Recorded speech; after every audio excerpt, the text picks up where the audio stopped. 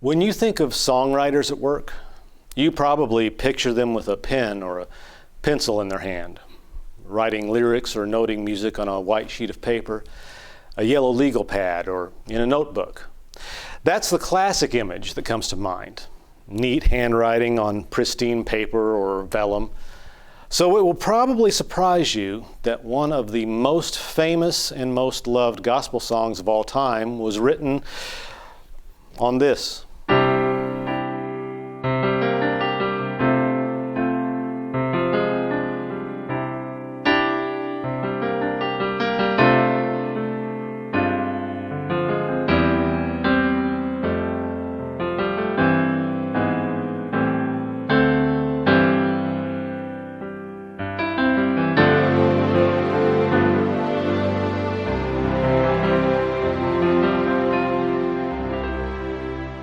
Over half a century ago, there was a young group of teens in California who started singing in church and realized they had a love for performing the great hymns in close family harmony.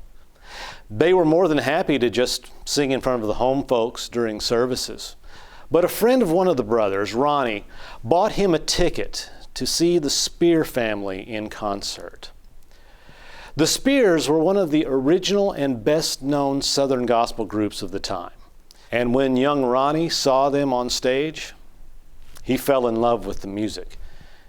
And he knew immediately what he wanted himself and his family group to do full-time for a living. Ronnie and his siblings started a gospel quartet and were soon good enough to open up for famous names like the Goodmans, the Rambos, the Florida Boys, the Oak Ridge Boys, and more, whenever those groups made a swing through California on a Western tour.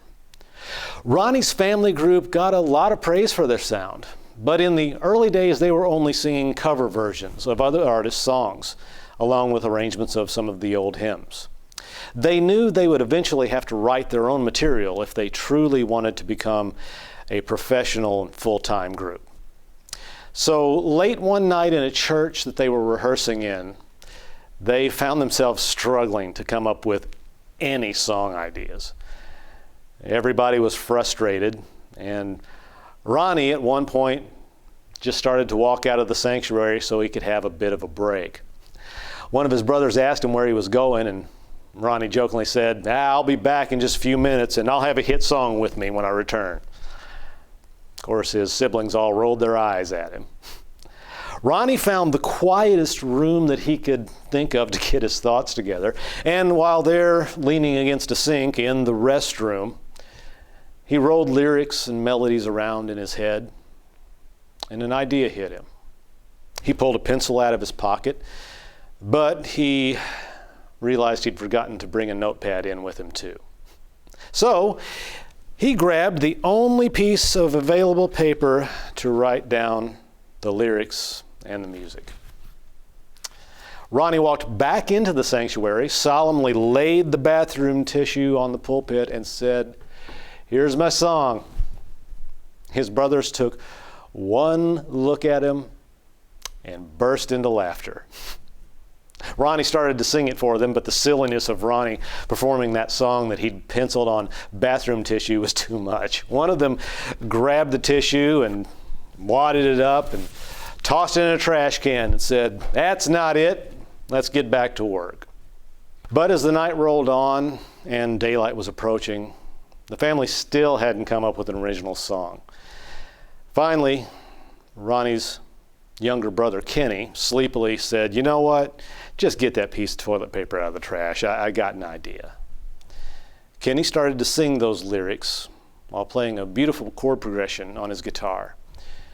And the rest of the Henson family picked up on the harmonies and joined in with him when he hit the chorus. Ronnie recalled years later that in that darkest hour before the dawn, the presence of the Lord filled that church that they were rehearsing in. And it seemed to him that in his spirit it was suddenly as bright as midday. And the song that he had written on toilet paper in the restroom, well, over the next 50 years, that song has been recorded by scores of Christian artists and performed countless times on stages all over the world. The song is not a majestic, soaring composition filled with imagery of God's glory and complex musical grandeur. No, it's a humble piece of music, as humble as the medium it was originally written on. But through a simple metaphor, it tells a personal story of the infinitely powerful, life-saving mercy of Jesus. And it has resonated on through the decades. The Lighthouse by Ronnie Henson.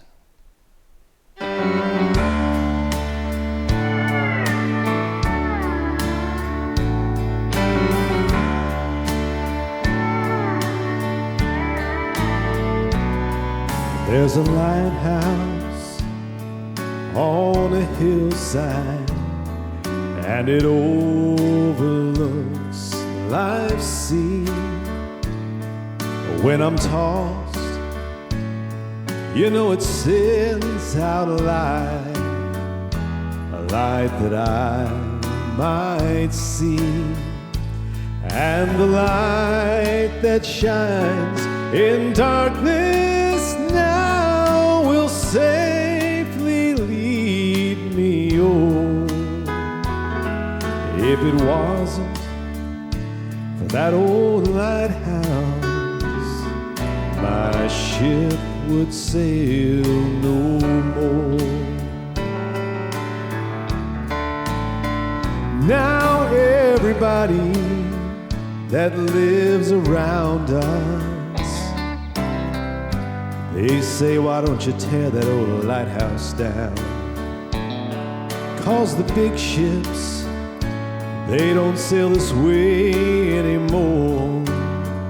There ain't no use in that old thing standing round. But then my mind goes back to that stormy night when just in time I saw that light.